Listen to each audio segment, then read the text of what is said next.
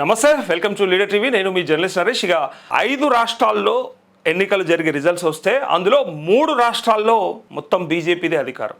BJP బ్రహ్మాండమైనటువంటి results చూపించింది. So మరి మోడీ చరిష్మా తగ్గింది, అయిపోయింది, ఇంకేమున్నది, 3 సార్లు గెలిచిండు, ఏం చేసిండు అని అడిగేటోళ్ళకి ఇది ఒకటే సమాధానం.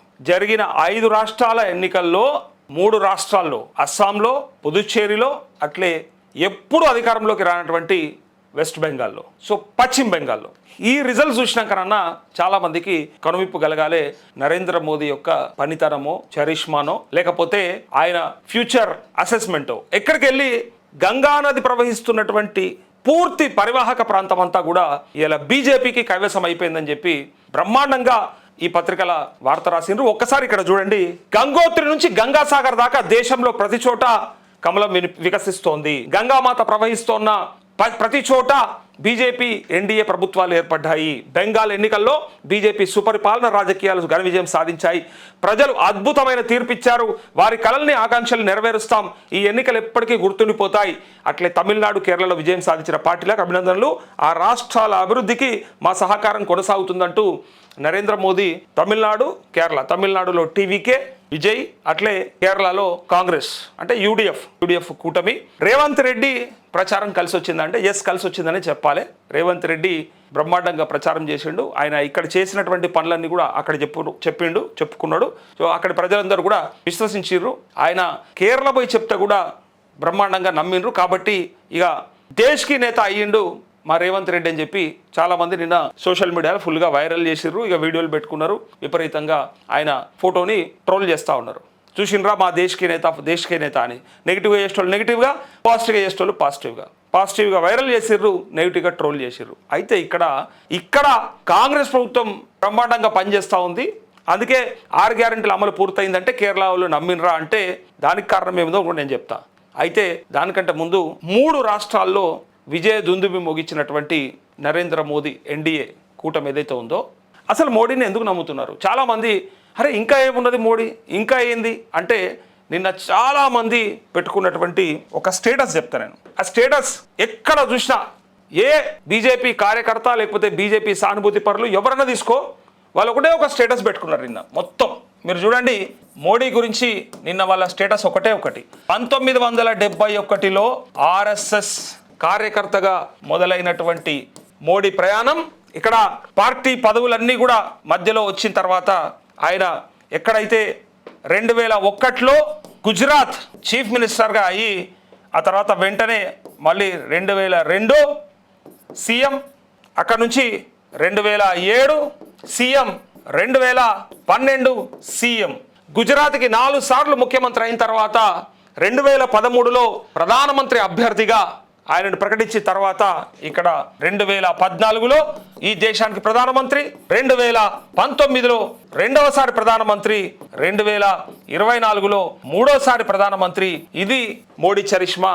తాతల పేరు చెప్పుకొని, నాయనమ్మల పేరు చెప్పుకొని, అమ్మ పేరు చెప్పుకొని, తండ్రుల పేరు చెప్పుకొని మేమింత అని మాట్లాడేటోళ్ళందరికీ కూడా ఒక్కసారి చూడండి. బీజేపీలో ఒక కార్యకర్తగా, సామాన్య కార్యకర్తగా 1971లో మొదలైనటువంటి నరేంద్ర మోదీ ఇలా దేశానికి 3 సార్లు ప్రధానమంత్రి, ఒక రాష్ట్రానికి 4 సార్లు ముఖ్యమంత్రిగా చేసి ఇలా ఇంత ప్రజాదరణ చూరగొన్నాడు అంటే అదే ఆయన చరిష్మా. అంతకుమించి ఇంకోటి ఏం లేదు. అందుకోసమే నరేంద్ర మోదీని నమ్ముతూ ఉన్నారు. ఇలా గంగామాత ప్రవహిస్తున్నటువంటి ప్రతి పరివాహక ప్రాంతం అంతా కూడా ఇలా బీజేపీ ఎందుకు కైవసం చేసుకున్నదో తెలుసా అని చెప్తూ, పైగా పశ్చిమ బెంగాల్లో మొట్టమొదటిసారిగా అధికారంలోకి రావడానికి కారణం కూడా నరేంద్ర మోదీ చరిష్మా అని చెప్పారు. దీంట్లో ఇక గుజరాత్ గోద్రా అల్లర్ల నుంచి మొదలు పెడితే, నరేంద్ర మోదీ ఇచ్చి హామీలు తప్పిన వాటిని గురించి మొదలు పెడితే, ఇంకా చాలా విషయాలు చెప్పి చేయనటువంటి వాటిని విపరీతంగా నెగిటివ్గా మాట్లాడుకున్నప్పటికి కూడా అవన్నీ కూడా తేలిపోయినాయి. ఎన్నన్నుండని, ఎంత వ్యతిరేకత ఉండని దేశంలో నిజంగా చైతన్యం వచ్చింది అనుకోవచ్చు. ముఖ్యంగా హిందువుల్లో బ్రహ్మాండమైనటువంటి చైతన్యం వచ్చింది. పైగా ముస్లింలు కూడా ఇలా బీజేపీ పార్టీని నమ్మే పరిస్థితి ఉన్నది. కావాలంటే మీకు కొన్ని చోట్ల ఉదాహరణలు కూడా చూపిస్తా. అసలు ముస్లింలు కూడా బీజేపీని నమ్ముతూ ఉన్నారు. ఇంకేమున్నది ఇంకా? అది అర్థం చేసుకోవాలి.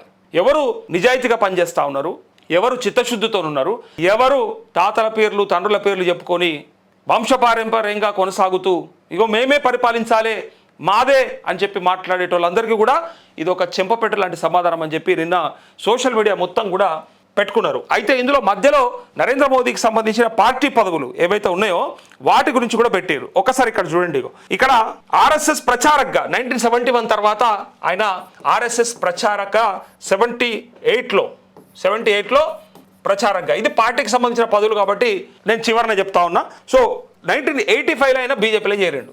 85లో చేరి గుజరాత్ బీజేపీ ప్రధాన కార్యదర్శిగా 88ల జనరల్ సెక్రటరీగా నియామకమైండు. అట్లే 95లో జాతీయ కార్యదర్శి నేషనల్ సెక్రటరీగా 95లో అపాయింట్ అయ్యిండు. ఆ తర్వాత ఫస్ట్ టైం 2001లో ముఖ్యమంత్రి అయ్యిండు. సో 2002, తర్వాత 2007, 2012 ఈ 4 సార్లు ముఖ్యమంత్రి అయ్యి ఈ 3 సార్లు ప్రధానమంత్రి అయినాక ఇంతకంటే చరిష్మా ఉన్నటువంటి నాయకుడిని చూస్తామా?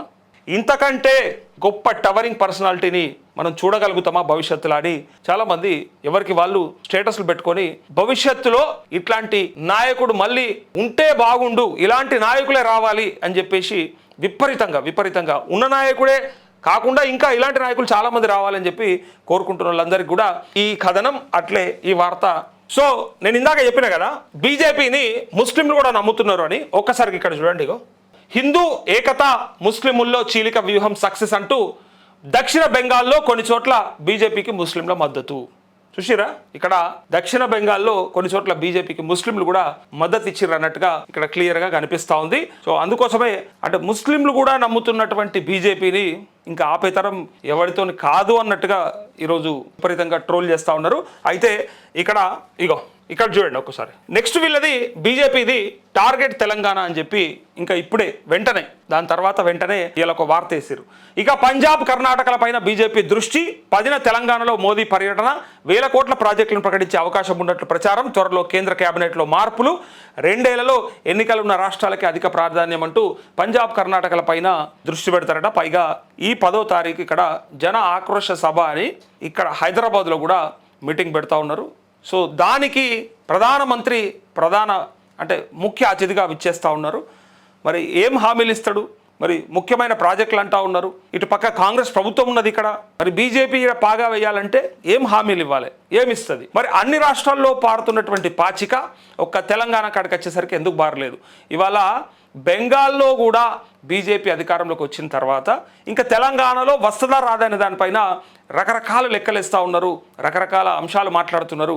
ఎట్టి పరిస్థితులలో తెలంగాణను కూడా కైవసం చేసుకోవాల్సిందే. ఈ 2 ఏళ్లలో ఎన్నికలు ఉన్నటువంటి కర్ణాటక అండ్ పంజాబ్లో మొదలు పాగా వేసి ఆ తర్వాత తెలంగాణలో కూడా ఖచ్చితంగా మేము గెలవాలని చెప్పేసి ఈ సభ పెడుతున్నట్టుగా బీజేపీ కార్యకర్తలంతా కూడా మాట్లాడుకుంటూ ఉన్నారు. కానీ ప్రజలు ఎంత విశ్వసిస్తారు, ప్రజలు ఎట్లా నమ్ముతారు? మరి మీరు ఇచ్చే హామీలేంది? గతంలో తెలంగాణకు మీరు చేస్తాయన్న ఏంటి? ఆ చేస్తా అన్నయన్నీ వచ్చినాయా? మరి రేవంత్ రెడ్డి పోరాటం చేస్తా అంటాడు, మళ్ళీ బడేబాయ్ చోటబాయ్ అంటాడు. మరి ఏదాన్ని నమ్ముతారు అనేదాన్ని మనం చూడాల్సిందే.